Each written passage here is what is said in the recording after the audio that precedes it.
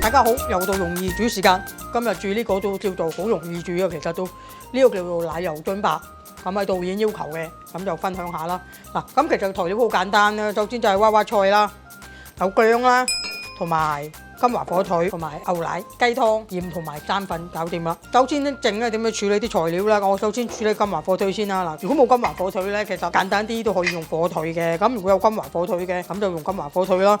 咁我哋首先將啲金華火腿切咗佢先，個牌子又唔同啊，有啲可能會好鹹，但係有啲可能冇咁鹹。咁至於呢個咧，我估計佢就應該唔會太耐啊！呢個導演買翻嚟，因為我覺得去咗比較年份應該唔會好耐啊，因為見佢咁軟，有啲軟度嘅，咁應該就唔會好鹹啊。咁我哋可以切開咗之後揾啲水浸一浸佢。嗱，咁我哋將佢切開一條條啊，咁樣。嗱，因為咧，我相信我切嗰陣時知道佢唔係太硬咧，咁我估佢應該唔係好耐啊。咁我哋就可以俾少少熱水去浸一浸。咁啊，啲熱水浸一浸就得噶啦。咁好啦，跟住就處理呢個娃娃菜啊。嗱，咁其實娃娃菜咧，我就可以分享一下點樣就會係比較好啲嘅。如果想買得好食啲甜少少嘅娃娃菜啦，我哋盡量揀有少少偏黃，就會比較甜啲。咁冇辦法啦，導演又唔識去街市買嘢嘅，咁就買咗翻嚟都要頂住先啦嚇。有機會嘅，下次我再帶佢買好嘢啦。嗱，咁我哋將佢切開佢。我哋點解要切呢？如果你哋搣開一塊塊嘅話呢，煮嗰陣時呢就會好快爛晒啊，散開晒。因為娃娃菜呢煮完之後會收縮㗎，咁如果夾就會爛啦，所以我就唔建議搣開一塊塊。咁我就建議切開佢嘅。咁啊，不如呢啲細破嘅，我哋可以將佢一開四。嗱，咁樣一開四。切完跟住就攞去浸仔啦。咁至於大棵啲嗰啲呢，咁我哋就可以將佢一開六。咁通常個娃娃菜呢，扁身嘅嘛，係咪啊？咁我哋如果咁樣開就好難開到六噶啦。咁我將佢打長切開佢。嗱，打長切開先，跟住再開三。嗱，咁樣就會細夠少少啦。嗱，呢個就我中意咁樣切嘅做法，咁啊記住喎，打長開喎，打長切開一邊，千祈唔好打橫啊！如果打橫切嘅話呢，就會好難開到三。咁我哋打長切，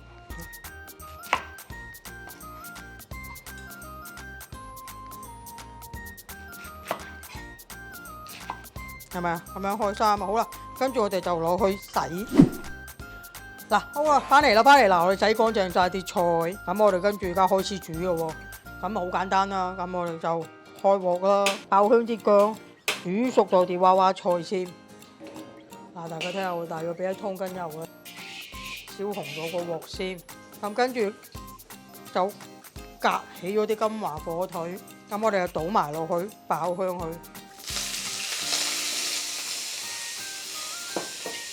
可能大家真係隔住個芒聞到啲香味啊，爆香佢有啲香味。嗱，好啦，爆香咗之後呢，我就擺埋啲娃娃菜落去炒，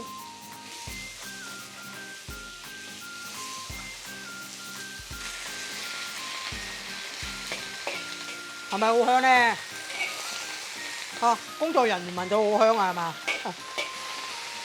唔做觀眾我聞唔到啦，觀眾又要慢慢自己試下煮嗰陣時就會聞到呢啲香味啊！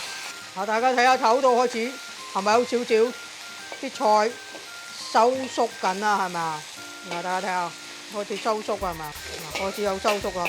咁我哋就可以俾啲雞湯落去煮一煮佢。當然啦，有雞湯可以用雞湯，冇雞湯嘅可以用水加鹽都得。咁我哋俾啲雞湯。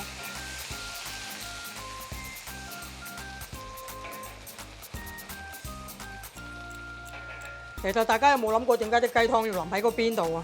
嗱，因為呢，如果你就咁倒落去嘅話呢，啲雞湯冇咁快熱啦，因為個邊係比較熱力，所以我哋將啲雞湯慢慢喺側邊淋嘅時候呢，佢就會快滾啲啦。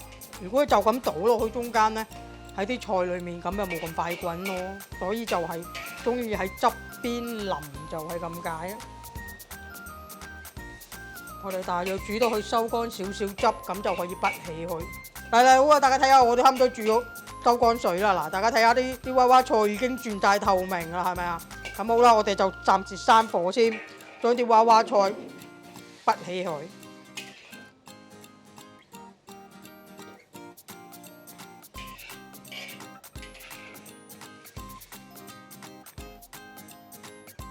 嗱好啦，我哋拔起咗啲娃娃菜，最後咧就係要煮牛奶啦。嗱，咁我哋剩咗啲醬湯可以照用翻。咁我哋就滗1茶匙，開咗個生粉水先。嗱，至於個結度，咁啊陣間大家睇下點樣煮個結度。嗱，我哋開咗個生粉水，跟住就開始慢慢倒啲牛奶落去，買啲雞湯嘅車慢慢煮。咁我哋開始將佢慢慢煮個牛奶，可能唔需要太大火啊，慢慢煮滾個牛奶。嗱，因為冇牛油啊，佢哋冇買牛油，所以我哋冇落牛油。其實我可以落少少牛油落去，咁就會有啲奶油香味咯。咁如果冇嘅都唔緊要嘅，咁淨係可以攞去煮牛奶都得嘅。大家睇下，我哋慢慢將啲牛奶煮滾佢。嗱，我哋睇下我先見到滾啦，係咪啊？咁我哋就開始要攪佢個結度。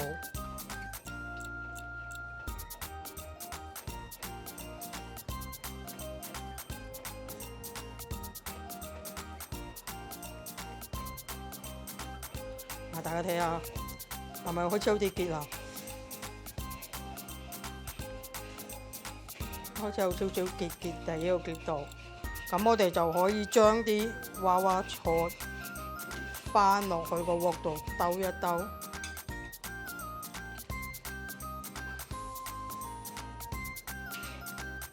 嗱，因為用咗上湯嘅關係咧，咁其實我覺得啲味都好夠㗎。如果大家驚唔夠味，可以俾少少鹽，或者我哋可以將佢自己試下味，夠唔夠鹹？如果夠鹹就唔使落鹽啦，如果唔夠就落。嗱，大家睇下，開始煮滾咗啲汁，滾翻起，咁我哋就可以熄火上碟。